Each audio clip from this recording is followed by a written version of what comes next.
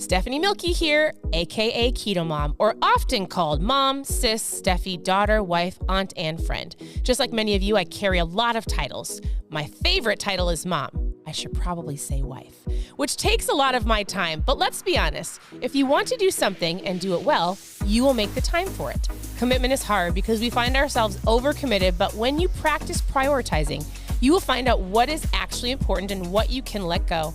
With the KetoMOM podcast, you will learn together how to manage our time, commit to the most important things in life, and I will equip you with the tools you need to feel qualified each step of the way. My name is Stephanie Milky, and welcome to the KetoMOM Secrets podcast.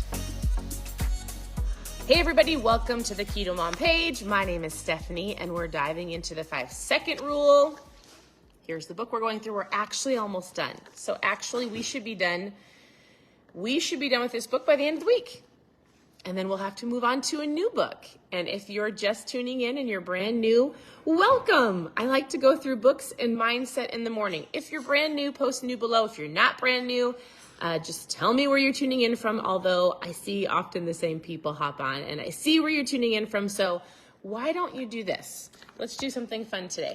Tell me below, what is your favorite keto snack or your low carb snack? So as you're tuning in, what is your go-to low-carb snack if you are a snacker, which that's another whole conversation. But tell me that. As you're tuning in, I like to talk about mindset. I think, well, really, honestly, there's so many quotes. Here's what I'll tell you, and this is what we're going to talk about. Master your mind and anything is possible. So oftentimes people want to start a diet, they want to get healthy, they want to get thin, and I often will say, hey, I get it. I will give you tools. I will give you recipes. I will help you. And yet, if you're not going to master your mindset, if you're not going to work on your inner self, then you're going to be asking me the same questions every year as you work on hitting your goals. And I don't want to say you're going to fall short, but I'm telling you right now, your mindset is important. So this is a book that we have been going through. We're almost done. You can always go to ketomomsecrets.com, click on book club. Here's honestly what the next 2 chapters are about. There's a ton of stories. I'm not going to read it to you. This book, the 5-second rule, is about not procrastinating, so these next chapters, it's chapter 13 and 14. It's all about not letting anxiety and fear stop you from accomplishing the things you know you need to do. So she talks about using the 5-second rule, which is counting backwards, 5, 4, 3, 2, 1, and doing the things you know you need to do. So she really dives into anxiety, and she talks about how people get stuck and they panic and they don't know how to move forward. And so she basically says this: the next time you have a panic attack or you feel anxious, wherever you're at, or you experience fear, pre-game jitters, or anything else that makes you want to stop or feel like you can't move forward, use the 5-second rule to push past that. And here's what she talks about: working through anxiety and fear. She gives you a whole bunch of statistics, and this is just something you can kind of log in your brain.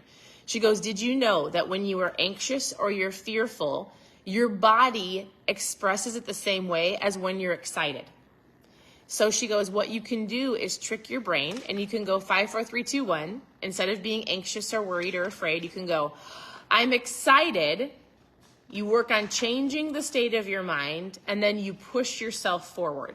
And so again, she gives you a ton of stories, but she basically gives you the understanding of, if you're anxious, if you're worried, if you're fearful, whatever the case may be, 5, 4, 3, 2, 1, jump up and down, change the state. I'm going to be excited to take the test. I'm going to be excited to speak at my job's meeting. I'm going to be excited to go to the gym. I'm going to be excited. And if you tell yourself you're excited, it legitimately tricks your brain and your body to go, I'm not afraid, I'm excited.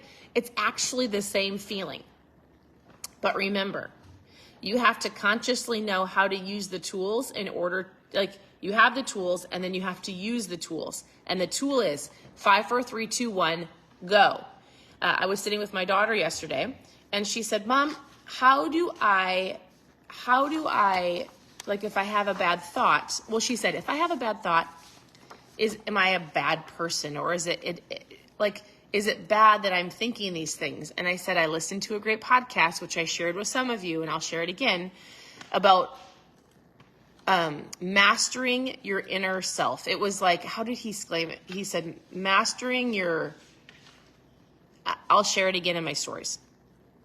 And he said this, there is tons of research, and there are scientists and people that have studied the brain so much. And he goes, you want to know the one thing that they've never found in the brain? He said they've never found an actual thought, because thoughts come into your brain from the things that you watch, the people that you're around, the environment that you're in, the things that you're listening to. And so maybe you're like, but I have these thoughts. Thoughts can be taken captive. And I said, just because you're having a thought doesn't mean you need to dwell on that thought. You need to sit in that thought. Doesn't mean you're a bad person for thinking that thought. But what happens is, as people dwell on those thoughts of beating themselves up, I am not worth it, I am not worthy, to some severe thoughts, right? And you have to go, how do I take this captive? And I said, all I want you to do is when you feel, when you think something, it comes into your brain subconsciously. It comes in from whatever you had been watching, listening to, reading in the environment. 5 seconds, I said, you go, no. You have to consciously choose your thinking, and you have to get it out of your brain. I said, you go, nope, I'm not going to think that way. And you go do, and you purposely have to put a new thought into your mind. Is this making sense?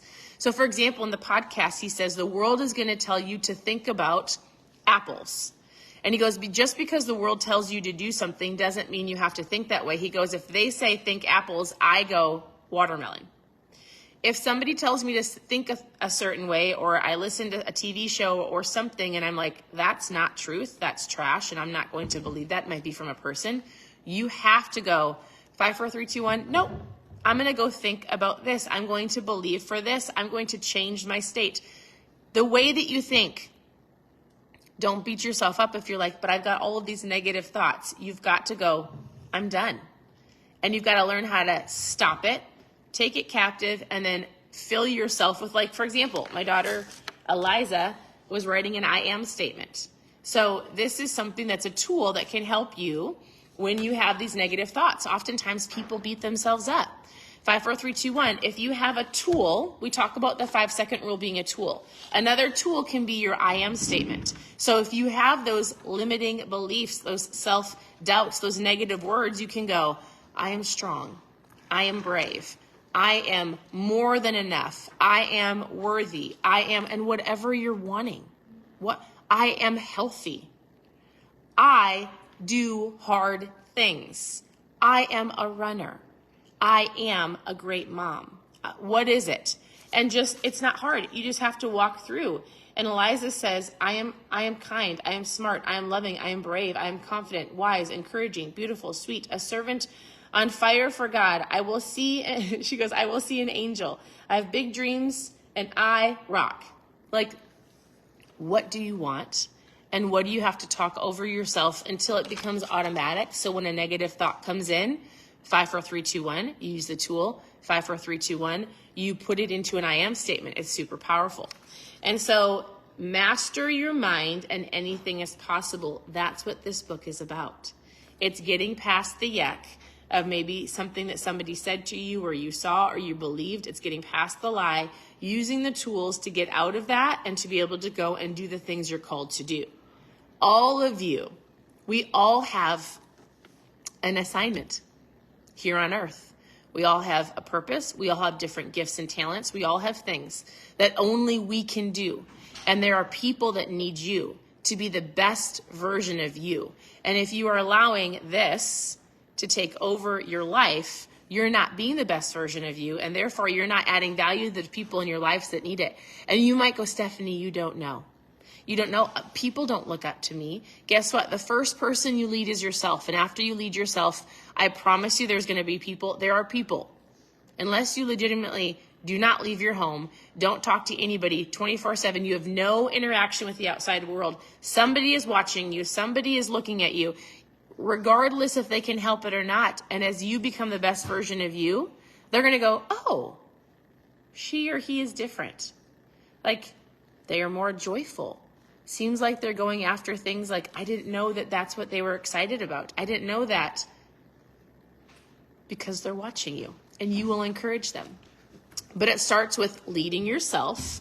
And as you lead yourself, you dive into leading others. So she just talks about using the 5-second rule to work through anxiety, to work through fear, and to really master your mind.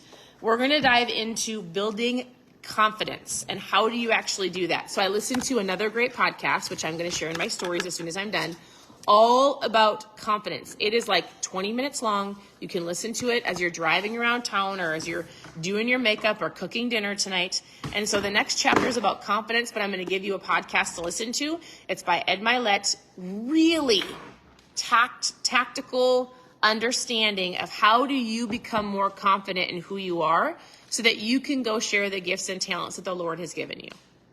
So there's so many things that I'm just like in my brain that I'm like, oh my goodness, if people could just understand this or just learn this. And part of it is your mindset, and it's using different tools, and it's believing in yourself, but you've got to work up to that. So I'm going to share this podcast with you.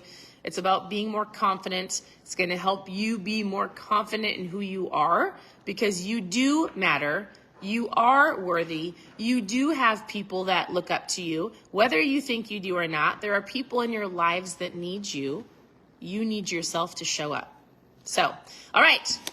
I don't know where all that came from, but this is the book that we're going through. Continue to tune in. Your presence matters. Ask all of your questions. Go to KetoMomSecrets.com for book club recipes.